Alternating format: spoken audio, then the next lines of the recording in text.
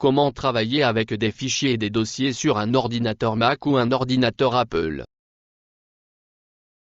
Dans cette vidéo, je vais montrer comment travailler avec des fichiers et des dossiers sur un ordinateur Mac ou un ordinateur Apple. Cela contribuera à rendre votre flux de travail plus efficace et pourrait réduire certains des maux de tête que vous pourriez avoir. Si vous avez l'habitude de travailler avec un PC, cela vous aidera. Cette vidéo a été traduite de l'anglais. Si vous voulez savoir comment modifier les paramètres de langue sur votre ordinateur Mac ou Apple, cliquez sur le petit cercle blanc en haut. Cela vous mènera à ma vidéo intitulée Comment changer la langue sur un ordinateur Mac ordinateur Apple. Commençons par le bureau. Comme vous pouvez le voir, tous les dossiers, fichiers et disques durs sont alignés sur le côté droit du bureau.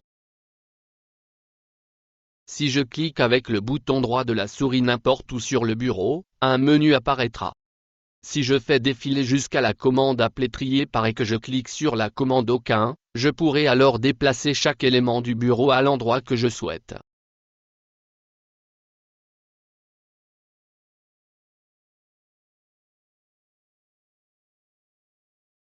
Cependant, si je reviens à la commande trier par et que je sélectionne l'une des commandes de tri, chaque élément se déplacera vers la droite du bureau, son emplacement sera verrouillé et je ne pourrai pas déplacer d'entre eux à un emplacement différent sur le bureau.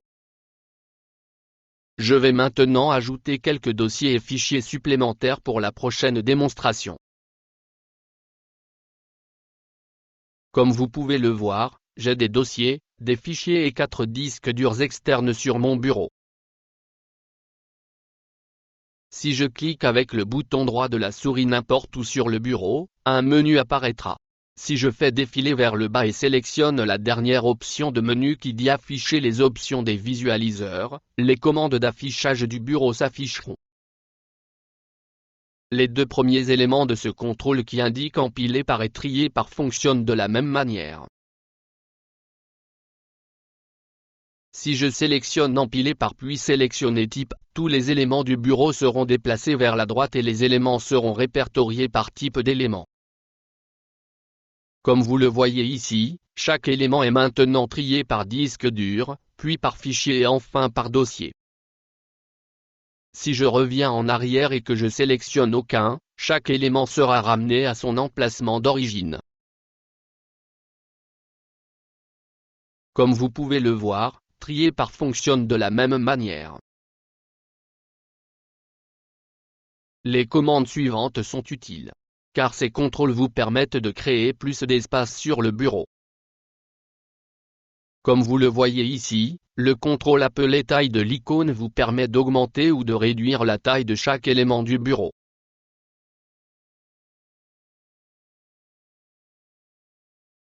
Le contrôle suivant est appelé espacement de la grille. Comme vous le voyez ici, l'espacement de la grille me permet d'augmenter ou de réduire l'espace entre chaque élément du bureau.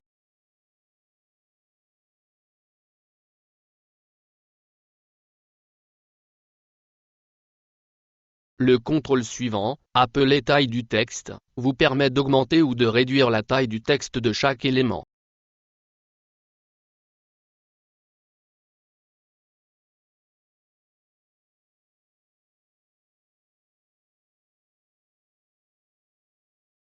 Le contrôle suivant, appelé position des étiquettes, déplacera le nom de chaque élément sur le bureau du bas vers la droite.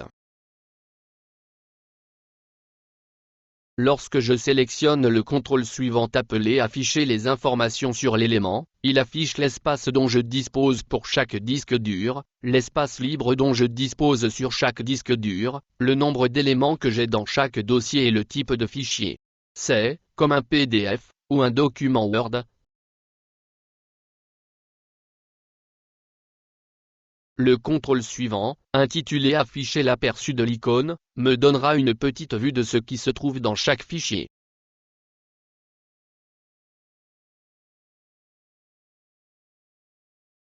Comme vous pouvez le voir, dans ce dossier, j'ai 3 dossiers.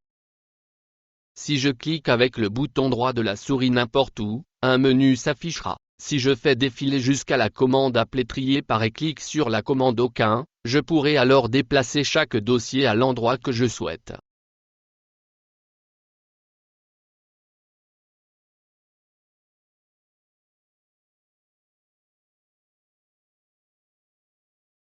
Si je sélectionne trier par, puis sélectionner type, chaque dossier sera déplacé vers le haut. Le remplacement sera verrouillé et je ne pourrai en déplacer aucun vers un autre emplacement dans le dossier. Je vais montrer un moyen simple de déplacer des fichiers d'un dossier à un autre dossier. Dans ce dossier, je vais sélectionner l'un des dossiers et cliquer avec le bouton droit de la souris sur le dossier. Ensuite, je sélectionnerai le premier contrôle qui dit ouvrir dans une nouvelle fenêtre. Cela ouvrira le dossier tout en gardant le dossier d'origine ouvert.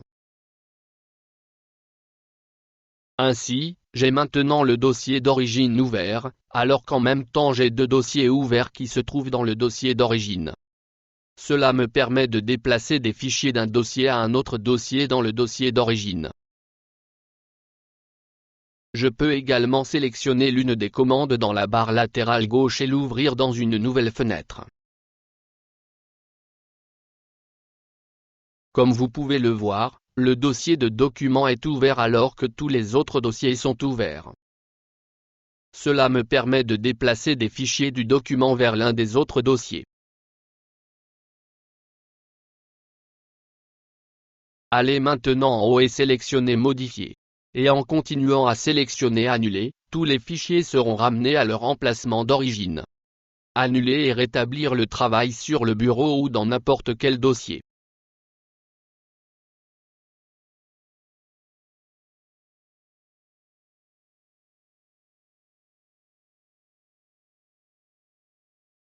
Maintenant, je vais montrer comment renommer des fichiers. Comme vous pouvez le voir, j'ai 33 fichiers que je veux renommer. Je sélectionne d'abord l'un des fichiers, puis je clique avec le bouton droit de la souris. Maintenant, je vais sélectionner le contrôle appelé renommer et copier la partie du nom que je veux changer.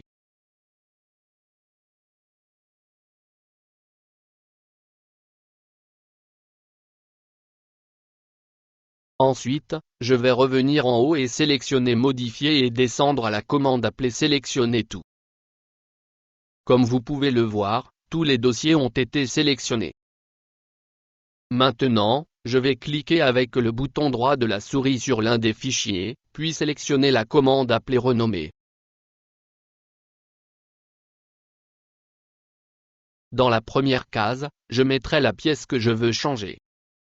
Dans l'autre case, je taperai le mot que je veux utiliser, puis je cliquerai sur Renommer. Comme vous pouvez le voir, tous les fichiers ont été renommés. Je ferai la même chose une fois de plus.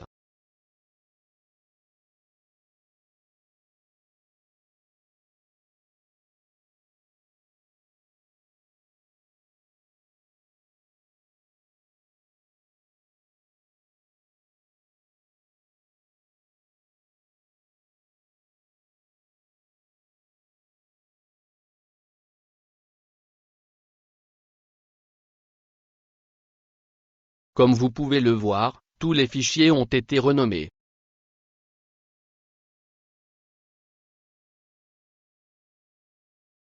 Si je reviens en haut et que je continue à sélectionner Annuler, tous les fichiers reprendront leur nom d'origine.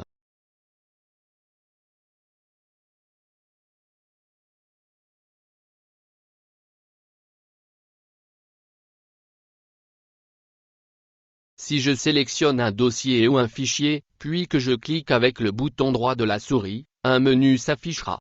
Si je fais défiler jusqu'à la commande appelée Obtenir des informations, une fenêtre s'ouvrira qui me donnera des informations sur le fichier ou le dossier. Cette fenêtre donne des informations sur la taille du fichier ou du dossier, l'emplacement du fichier ou du dossier, quand il a été créé et quand il a été modifié. Si je coche cette case, le fichier ou le dossier sera verrouillé et personne ne pourra le modifier ou le supprimer sans mot de passe.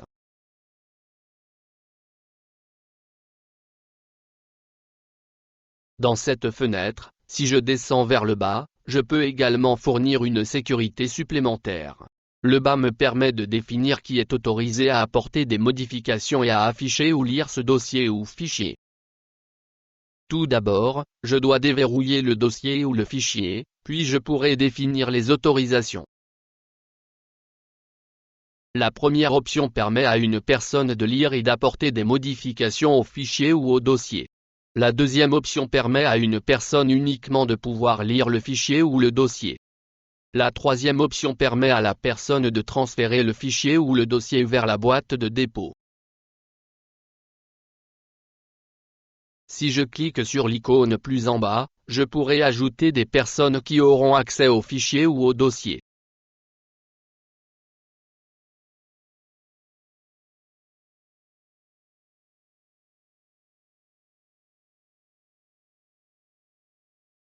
N'oubliez pas de le reverrouiller une fois que vous avez terminé. Maintenant, si vous allez en haut et sélectionnez la vue, vous pourrez voir différentes options de vue qui fourniront des informations utiles. Si je sélectionne masquer la barre d'outils en haut, la barre de chemin en bas et le menu latéral seront masqués.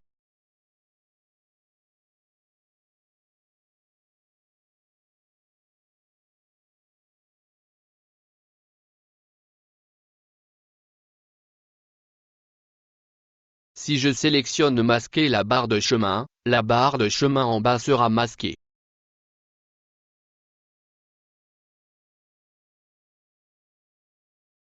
La barre de chemin est utile car elle vous donne des informations sur l'emplacement du dossier ou du fichier, et elle vous permet également d'accéder à différents emplacements du chemin.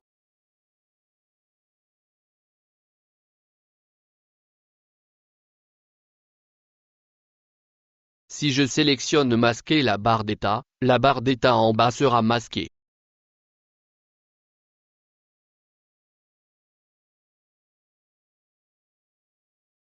La barre d'état est utile car elle vous indique combien d'éléments se trouvent dans le dossier et combien d'espace disponible reste sur le disque dur. Veuillez cliquer sur j'aime, laisser un commentaire ou vous abonner. Merci.